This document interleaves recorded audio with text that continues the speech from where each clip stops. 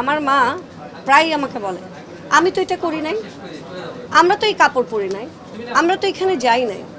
কিন্তু আমার মা 77-এ ঢাকা ইউনিভার্সিটি থেকে মাস্টার্স পাস করেছে, আর আমি পাস করেছি 2014 সালে। সো এই যে 14 এবং 77, এই যে বছরের গ্যাপ, সো তার সাথে তো আমার চলাফেরা মিল থাকবে না। তো এখন যারা সোশ্যাল মিডিয়ায় কমেন্টস করেন তারা ভুলে যান যে সোসাইটি চেঞ্জ হয়েছে, বলে আমাদের সমাজে এটা ঘটে না, কিন্তু তার পাশে তার বোনের দিকে তাকালেই দেখবে যে তার দিকে ঘটেছে। তো আমি বলবো যে মানুষের উচিত এই যে নতুন নিউ নর্মাল বলবো, আমরা কিন্তু কোভিডের আগে কেউ মাস্ক পরতাম না, এখন কিন্তু আমাদের কোভিডের কোনো বাধা বিধি নাই, তাও আমরা প্রায় মাস্ক পরে ঘুরে বেড়াই, তাই না? এটা হচ্ছে নিউ নর্মাল। সো এখন ডিভোর্স হয়ে যাওয়া বা রিম্যারি করাটা নিউ নর্মাল সোসাইটির, কারণ সোসাইটি এখন অন্যরকম, সবার হাতে ফোন, সবাই সব কিছু বুঝে। তো এই জন্যই আমি বলবো যে দর্শক না, ঠিক যারা এরকম করে ভাবেন যে ওর ডিভোর্স হয়েছে মানে ওকে পরের বিয়ের সময় বলতে হবে এই বিয়ে তো ভেঙে যাবে, আর কয়দিন টিকে দেখি, মানে এই ধরনের উইশ কি করা উচিত কাউকে? আপনি যদি ধর্মীয় জায়গা থেকেও চিন্তা করেন, আপনার ধর্মকে এটাকে প্রেফার করে যে আপনি বলবেন যে ও কয়দিন থাকে, কয়দিন টিকে একটু দেখি।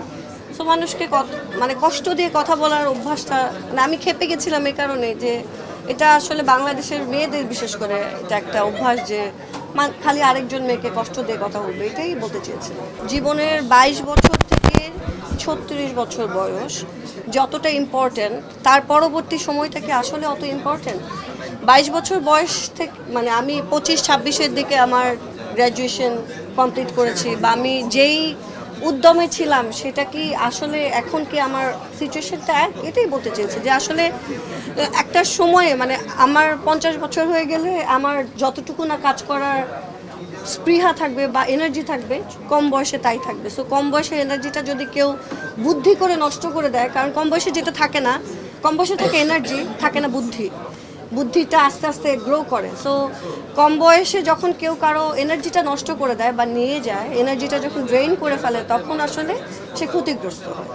আগে তো খুব সুন্দর স্ক্রিপ্ট থাকতো, সো সেই স্ক্রিপ্টের একটা অভাব ছিল যে ডায়লগ বলা, মানে আমি আমার ভাষায় কথা বলছি তাহলে তো কোনো ক্রেডিট নেই, রাইট? সো আমি আসলে এই চলচ্চিত্রে আমার ভাষায় কথা বলিনি, আমি কথা বলেছি মিশুক মনির ভাষায়, সে যেভাবে স্ক্রিপ্ট লিখেছে, এবং স্ক্রিপ্টটা ওয়াজ রিয়েলি বিউটিফুল। আর আমার ক্যারেক্টারটা আমার কাছে খুবই ভালো লেগেছে, কারণ আমার ক্যারেক্টারটার জার্নিতে ওই দুজন ক্যারেক্টারের রিলেশনশিপ বোঝা যায়। আর আমার সাথে শাহাদাত ভাই ছিলেন, উনি অসাধারণ অ্যাক্টর। তো আমার মনে হয় এতগুলো, আজিজুল হাকিম আছেন, সেতু ভাই আছেন, আমি আছি, শরীফুল রাজ আছে, বুবলি আছে, মানে দর্শককে আর কি বলতে হবে হলে আসার জন্য। এই সিনেমাতে যেরকম সত্যি শত্রু খেলাতে আপনাকে একটু ভিলেন ভাবে দেখা গেছে, অনেকে একটু অপছন্দ করছে, মানে যদি মনের জায়গা থেকে বলি, এইখানে কি আসলে ওইরকম কিছু ঘটবে নাকি? না, এটাতে আমাকে আসলে সবাই অনেক ভালোবাসবে। আমি অনেক অসহায় এই চলচ্চিত্রে, কিন্তু দেখতে খুবই বোল্ড।